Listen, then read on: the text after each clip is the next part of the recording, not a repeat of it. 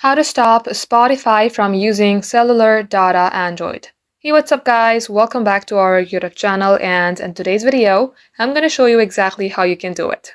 So first thing first, you have to launch your Spotify application. Once you do so, get logged into your account, you will see a page like this.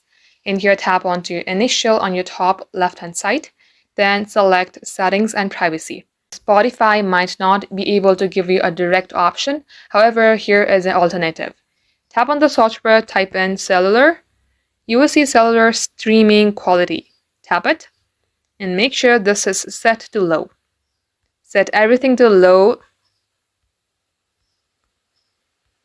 And once it is so on the download quality, you also have to set it to low. Now once you turn it to low, your cellular data will be very less used. If you want Spotify to not use your cellular data overall, then there is no direct way. You have to turn it off from your mobile device itself. That is all for today's video. Thank you all for watching. If it had helped you in any ways, don't forget to like, share, and subscribe.